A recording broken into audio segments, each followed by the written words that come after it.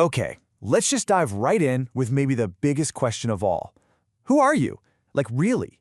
Is your identity all about the groups you're a part of? You know, your community, your favorite team? Or is it more about the specific roles you play? Being a parent, an employee, a friend? Well, today, we're going to try and piece together this puzzle of the self. And the ideas we're digging into today, they come from a really insightful paper by Jan E. Stets and Peter J. Burke.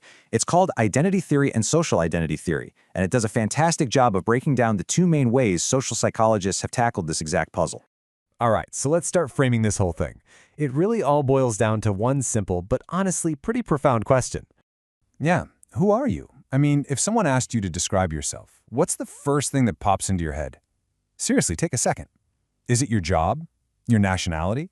Maybe that you're a huge fan of a certain team? Or is it something else entirely? So, is it all about the groups you belong to? You know, do you think of yourself as, say, an artist or a gamer or American? This is one really big piece of the puzzle. This idea of seeing yourself as part of a bigger we. Or maybe, is it more about the specific jobs you do for other people? Like, are you a mother to a child, a manager to an employee, a friend to someone who needs you? See, this is all about the I and how it connects to others. And look, these two ways of thinking, they aren't just random ideas. They're actually the foundation for two huge theories in social psychology. And getting a handle on them, well, it really helps us get a handle on ourselves.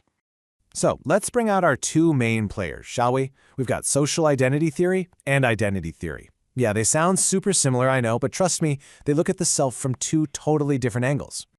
Okay, so here's the difference in a nutshell. Social identity theory, that's all about the we. It says our identity comes from our group memberships. But identity theory, that's about the I and how it relates to other people.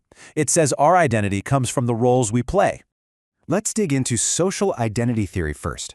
The basic idea here is that a massive part of who you think you are comes from just knowing you belong to a group. You see yourself as a member, and bam, that membership gives you meaning, a sense of pride, this whole shared identity. Identity theory, on the other hand, zooms in a lot closer. It suggests that your self is really a collection of all the different roles you play. And each of those roles, parent, boss, friend, comes with its own little rule book, right? A unique set of expectations that shapes how you act and who you are in that moment. So what's the real nitty-gritty difference here? Well, it boils down to this really fascinating contrast. Are we wired to be the same as everyone else in our group, or are we wired to be uniquely connected to them through our roles? And the authors of the paper, Stets and Burke, they just nail it with this quote. They say, a group identity is all about uniformity, thinking and acting like the other members. But a role identity, that's based on differences, on how your specific role is distinct from but also connected to everybody else's. Okay, let's make this super clear with the teacher example they use in the paper. If you're looking at it from a group perspective, a teacher sees herself as part of the big group of teachers, and that group is different from, say, the group of business people. It's a classic us versus them thing. But from a role perspective, that same teacher defines herself by her specific interactions with students, with parents, with the principal. It's all about her unique job inside that whole system. Right, so when that group identity kicks in, it's all about similarity. We start seeing things from the group's point of view, we act together, and we really zone in on what makes us all the same. The whole goal is to feel like you're at one with the group. But when your role identity is switched on, it's a completely different game. It's about being interconnected. You focus on your unique tasks. You work things out with people in other roles, like a student to your teacher. You're highlighting your individual part in the bigger machine. Okay, so we've got these two different modes of identity, but how does our brain decide which one to flip on at any given moment? What's the actual cognitive switch that's being thrown? So what's really driving us when one of these identities is on? Well, it turns out each theory points to a totally different mental process and a totally different motivation. So for your group identity, the key process is called depersonalization. Now that sounds a little intense, but it doesn't mean you lose yourself. It just means you start to see yourself as the perfect example of your group, like the prototype. But for your role identity, the process is self-verification. You're basically trying to act in ways that prove you're living up to the standards of that role.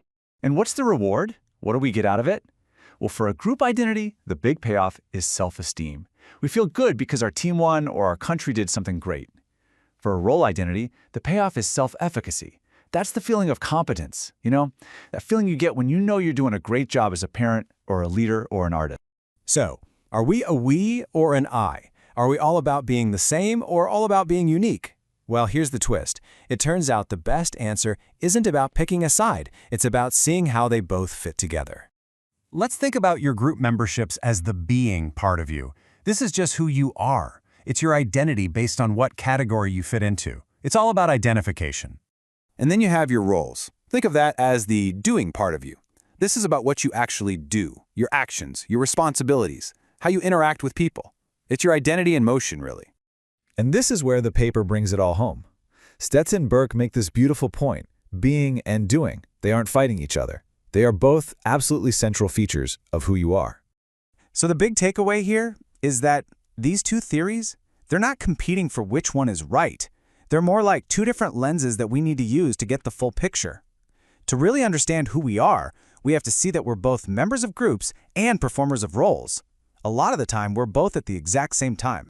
And that kind of leaves us with one final question to chew on. For you, personally, in your life right now, which one feels stronger? Is your sense of who you are more tied to the groups you're a part of, or is it more about the different roles you play every single day? The answer, well, that's probably the key to solving your own personal puzzle of the self.